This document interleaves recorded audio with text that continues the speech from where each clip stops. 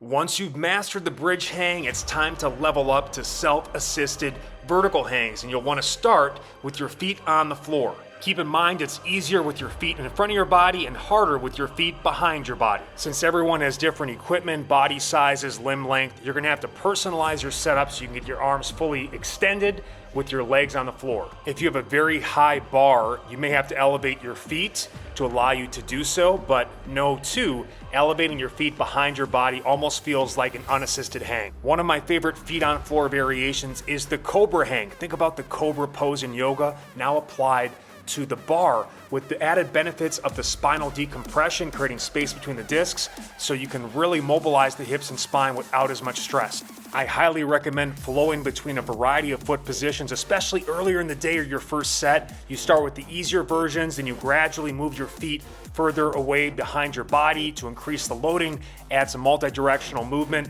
This is an amazing 1 or 2 minute set that I just feel unwinds all that tension.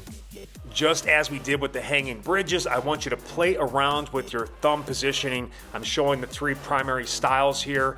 I do recommend as much as possible use that smooth, relaxed, over the top monkey grip. That's going to allow you to spend as much time in these positions without overly stressing the elbow. And you've got to mix your grips up as much as possible from set to set, day to day, sometimes even mid-set. If I feel I need to take a brief rest pause, I'll change my grip once I get back on the bar. But there's so many advantages to these wide variety of grips, especially from a shoulder mobility and stability standpoint, plus variety is the spice of life. Finally, I cannot stress enough focusing on mastering the scapular movement, going between the passive positions, maximizing that good stretch, and then that active scapular retraction, depression, trying to crack a nut between those shoulder blades, and ultimately shrugging, which is gonna widen the shoulders, allow you to go to great heights as we progress throughout this program. Now it's time to engage all of your lower body and improve your hip, ankle, and knee mobility with self-assisted hangs from a deep squat. This will really help you extend the time under tension. This will also increase your hip flexion or bendability to prep your body for the leg raises to come later in the program for incredible ab work. Depending on your bar height and individual setup, you may need to elevate your feet with the goal of getting your thighs about parallel to the floor. Now we can go above and below that or mix up the range of motion from set to set or within the set, but that's a great range of motion to try to achieve, and I'll tell you, this is one of the best lat stretches I've ever had. It's kind of where mobility meets muscle gain, especially when you push those 2 minute sets. Now you can hold it for time and just go straight static isometric, or keep mixing in your shrugs and other multi-directional movements. The quad burn is really off the charts. In fact, try to focus on driving your feet underground to really maximize the quadricep engagement, fortify the knees, and again, continue to stretch and strengthen the entire shoulder girdle. This drill will also ease knee pain, allowing you to strengthen your legs and glutes, continue to work your squat pattern unloaded or as unloaded as you need. Use as much arm assistance as you need to stay out of pain. As someone who's been battling knee problems, arthritis, bone spurs, there's some days it's the only way I can get into position, especially if it's inflamed. We can also elevate the heels on the slant board, which allows us to bypass ankle mobility issues and increase the range of motion in the knees and hips to get that real deep squat, kind of ass to grass position. I also find it improves your ankle mobility the more you spend time in that shape. From there, we shift to the self-assisted hang done from the split squat position or the lunge shape. So now we can start strengthening imbalances between sides, mixing between more weight on the front foot versus the back foot, and especially as we drive our weight more forward, you can really open up those hip flexors to maximize the extension moment. This is such an amazing drill. It's one of my favorites. You can put this stretch on steroids by adding a twist for insane levels of rotational mobility, all while being in a decompressed state. Money in the bank. You can do each side for 1 minute plus, or just kind of flow on feel, or if you find you have a tight side, do that side twice as often and twice as long. But you can see we're flowing, adding all of our scapular movement, our twisting rotational movement, side to side actions, and again, because of the length of the set, incredible amounts of endurance is being built in the back, the arms, the grip. You'll love it. In my opinion, this is the world's greatest stretch, literally offsetting all of the bad things that happen to your body when you sit for a long period of time, To get the most out of it, I recommend 2 slant boards and those angles 90 attachments to allow for the swinging nature that completely opens up the hips and shoulders. Now we focus on the self-assisted hang done in the one-legged squat shape or the pistol. Now this is the single most challenging lower body exercise in existence, especially at full depth. The self-assistance will allow us to get there. Assisting with just one leg is going to make that upper body work much harder, but it's also going to start strengthening those imbalances between sides and getting your lower body ready for deep squats. You may have to elevate your feet to get to that proper squat depth, initially looking to get that top thigh parallel to the floor, but you also want to try to explore getting deeper, ideally with the hamstring stacked onto the calf, getting that full flexion to really build and fortify that joint. You can alternate legs or hold one leg at a time.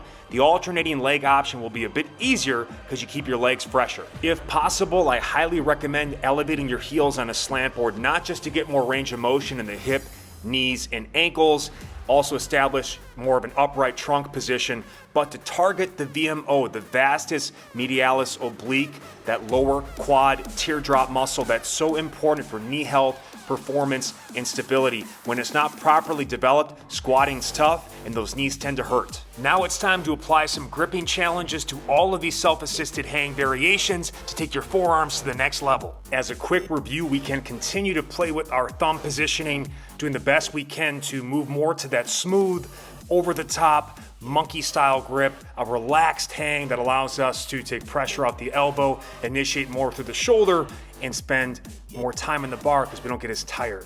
We can also continue to mix between any of these grips for all of the aforementioned self-assisted hang variations: close, medium, wide grips, overhand, underhand, mixed. So technically, with this level of variety, you'll never do the same hang program any given day. That being said, today is a great day to try some thick bar or fat grips hangs to blow up the forearms. It also makes it less stressful on the hands and the elbows. My personal favorite and the most corrected is the rotating grip with rings to unlock unreal levels of shoulder mobility, mixing between the internal and external rotation shapes. Any grip will be open to after getting good at this, especially the more challenging underhand styles.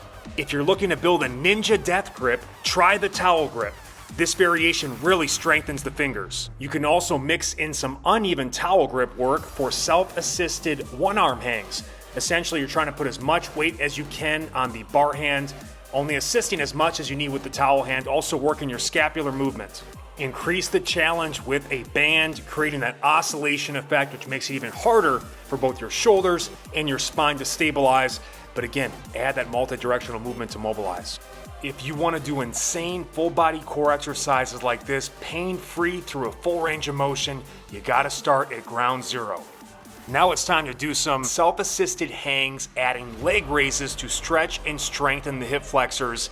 And there are 5 primary hip flexors, 2 of which attach to the pelvis and lumbar spine, determining your lumbar spine or lower back positioning. The psoas in particular are most active with your knee above hip level, and you'll see 2 in this little stretching series. If I get my back leg behind me, I will challenge my hip range of motion even more, getting that back leg hip extension and trying to maximally drive that top leg hip flexion. If your hips are stiff or you suffer from chronic knee and back pain, you've got to start with the quad hip flexor stretch before hitting up your leg raises. Now you can elevate your back foot on a couch, chair, bench, ottoman, ball, whatever works. In particular, with that back leg elevation, we're stretching the rectus femoris middle quad muscle, which functions as both a hip flexor and knee extensor. It's super active, especially on the straight leg raises. Another great stretch to work into rotation is the sprinter step-up stretch on as high a box or step as you can find to really drive top leg hip flexion, but also we're working that back leg or grounded foot hip extension. You can add the band pull-aparts to get that posture correction and extra upper mid-back work too. The straight-legged version of this exercise dramatically increases the loading and mobility demands. From a strengthening standpoint, it's going to really make Your middle quad, the rectus femoris muscle we talked about earlier, works super hard. It might even cramp up on you early on in doing this movement. It's also going to really test your hamstring flexibility. So start bent-legged and then work in the straight-legged options, and then eventually go from the other foot in front of your body to behind your body to maximally increase the stretch. It will make it harder to raise the leg, but again, that's part of this being a full body flexibility routine to unlock range of motion on all of our key exercises. In general, I recommend mixing between the bent and straight-legged options. You'll be stiffer and tighter earlier in the morning or on your earlier sets in the day, so maybe start bent-legged, and then later in the day as you get warmed up and loose, move into some of that straight-legged options. I also like to mix between them even mid-set. Maybe the first minute I hit some bent-legged options on both sides, and then in the second minute I go straight-legged. So again, have fun, flow, go on feel, and know that the bent-legged options are going to drive more of the hip flexion stretch. The straight-legged options are going to stretch your hamstrings more. And remember, once you get that range of motion and muscle memory into place, killer drills like this will be within your reach. Let's shift our focus to self-assisted pull-ups or dynamic hangs.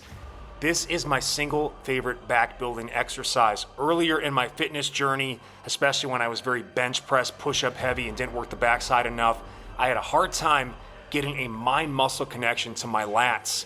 But this really unlocked that and all of the gains to follow. You likely may have to stand on something stable to allow yourself to get your chest pretty close to where you're gripping, whether it's the rings or it's the bar, because we want to really take advantage of the fact we can go through an insane amount of range of motion here and really contract and pull those shoulder blades down and back at the top and get as deep a stretch at the bottom, only using as much assistance from the legs as we need to execute each rep.